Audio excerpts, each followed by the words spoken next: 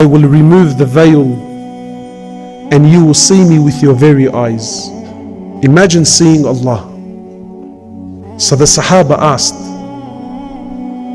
they said, O Prophet of Allah, will we really see Allah with our eyes? So the Prophet of Allah, he says, he points to the full moon. He says to them, do you see the full moon? They said, yes. He said, you will see Allah like you see the full moon with no difficulties whatsoever. This is the ultimate gift in Jannah, my brothers and sisters. One of my favorite quotes to this day: Allah will fix you and stand you in front of those who broke you apart. You are in a test. Nobody cares about you. Don't be fooled. No one cares about you. You go to the masjid, you pray, Allah is not gonna benefit from this. It's for you.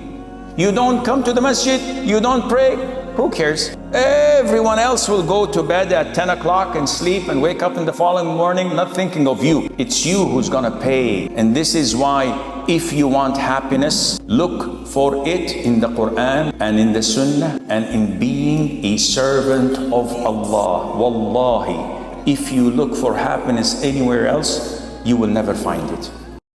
Indeed, what is to come will be better for you than what has gone by.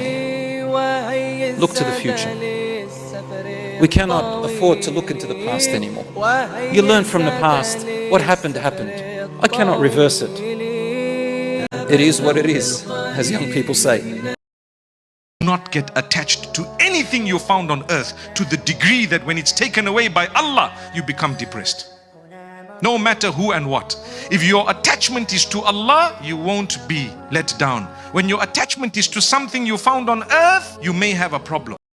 There's levels of patience. The highest level is called beautiful patience, which means if you are actually able to reach a level where you address your problems only to Allah and no one else, unless you need advice. Forgiving is not about whether the person deserves it or not. Forgiving is about to let go, is to let go your beliefs of things changing in the past to accepting that they're not going to change. So you forgive and let Allah subhanahu wa ta'ala deal with it. All the reminders come to the person and the person does not wake up and return. What is the catastrophe that Allah brings you? Allah just lets you go. He just lets you go. Do whatever you want.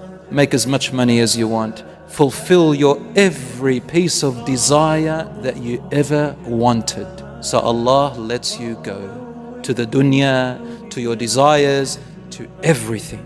We do not want to reach that stage because that means that Allah is no longer with us. He has abandoned us because we abandoned Him. And the only thing we'll receive is a temporary ugly world, and even the world will turn against you. As for the hereafter, there will be nothing left.